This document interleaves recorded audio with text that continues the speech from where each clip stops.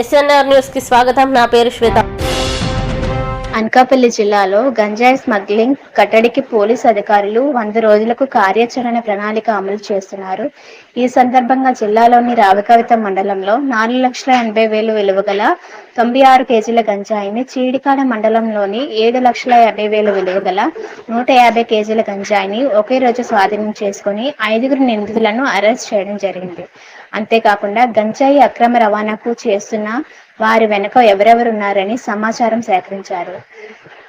త్వరలోనే వాళ్ళని పట్టుకుని అరెస్ట్ చేస్తామని జిల్లా ఎస్పీఎం దీపిక గారు తెలిపారు. 2 పోలీస్ స్టేషన్ పరిధిలో ఒకే రోజు 1,446 కిలోల గంజాయిని స్వాధీనం చేసుకోవడమే కాకుండా 3 వాహనములను స్వాధీనం చేసుకున్నట్లు పత్రికా మీడియాకు తెలియజేశారు. రాష్ట్ర డీజీపీ ఆదేశాల మేరకు 100 రోజుల కార్యాచరణలోని జిల్లాలో గంజాయి స్మగ్లింగ్ కు చెక్ పెట్టేందుకు తగిన కార్యాచరణ ప్రణాళిక అమలు చేస్తున్నామని, ఇందులో ప్రజల సహకారం కూడా అవసరమని అన్నారు. గ్రామాల్లో యువత గంజాయి స్మగ్లింగ్ కు పాల్పడుతున్నారని, అందుకోసం గ్రామ మండల కమిటీల సహకారంతో అటువంటి వారిని చట్ట వ్యతిరేక కార్యకలాపాలకు దూరంగా ఉంచి చర్యలు తీసుకోవడానికి ప్రణాళిక రూపొందించామని అన్నారు. ప్రజల సహకారంతో గంజాయి స్మగ్లింగ్ కు చెక్ పెట్టి జిల్లాను గంజాయి సాగు రహిత జిల్లాగా తీర్చిదిద్దుతామని, ప్రజలు పోలీసు అధికారుల సహకారంతో తగు చర్యలు తీసుకుంటామని జిల్లా ఎస్పీఎం దీపిక గారు తెలిపారు. Thank you so much. Ganja పాటుగా మనం మొత్తం అనకాపల్లి డిస్ట్రిక్ట్లో కూడా గాంజా మీద నిఘా పెంచడం జరిగింది. సో ఈ ఎఫర్ట్స్ రిజల్ట్గా నిన్న మనకి 2 మేజర్ క్యాచెస్ అయినాయి.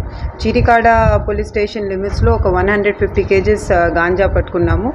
అట్లాగే రావికంతం పోలీస్ స్టేషన్ లిమిట్స్లో 96 కేజెస్ గాంజా ట్రాన్స్పోర్ట్ చేస్తూ పట్టుకుంటాం జరిగింది. చీరికాడలో పట్టుకున్న కేసులో 4 అక్యూజ్ని ఆల్రెడీ అరెస్ట్ చేశాము. ఇంకా 2 అబ్స్కాండింగ్ అక్యూజ్డ్ పేర్లు కూడా ఉన్నాయి, వాళ్ళని కూడా తొందరలోనే అరెస్ట్ చేస్తాం. అట్లాగే రావికంఠం కేసులో కూడా అక్యూజ్ని అరెస్ట్ చేస్తాం జరిగింది. దాంట్లో కూడా లింకేజెస్ మనం ఎస్టాబ్లిష్ చేశాము.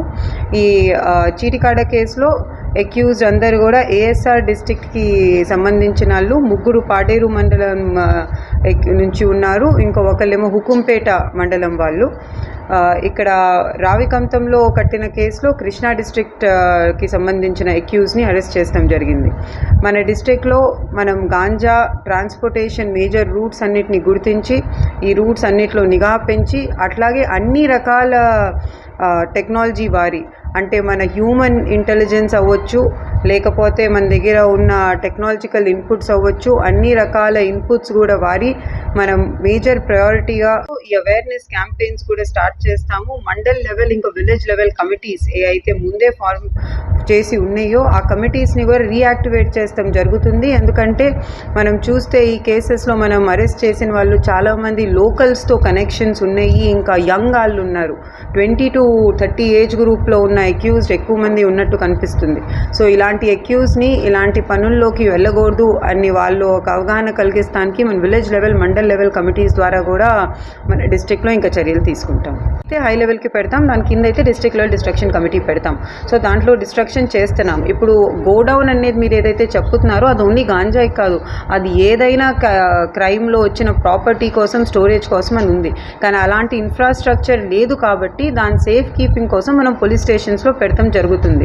అది ఫ్యూచర్లో డెఫినెట్గా అలాంగ్ విత్ జ్యుడిషియరీ అలాంటిది ఏదైనా గోడౌన్ ఏర్పాటు చేస్తే, స్పెషల్లీ మన జిల్లా ఎక్కడైతే ఎక్కువ గాంజా పట్టుకుంటామో మన పోలీస్ స్టేషన్స్లో ఈజీగా ఉంటుంది. మీరందరికీ తెలిసిందే పోలీస్ స్టేషన్స్లో చాలా గాంజా ఉంది. గాంజాకు సంబంధించిన సీజ్ చేసిన వెహికల్స్ కూడా ఉన్నాయి. ఎట్లయితే ఈ 2 కేసెస్లో కూడా 3 వెహికల్స్ సీజ్ చేసాము, ఒక ఆటో, ఒక 4 వీలర్, ఇంకో ఒక బైక్. సో ఈ వెహికల్స్ అండ్ గాంజా ఎక్కువ ఉంది. అలాంటి గోడౌన్ ఏర్పాటు చేస్తే అన్నీ పెడతాం జరుగుతుంది. అలాంటి గోడౌన్ ఇప్పటికైతే మన డిస్ట్రిక్ట్లో లేదు, అందుకే అన్ని పోలీస్ స్టేషన్స్లోనే పెడుతున్నాము.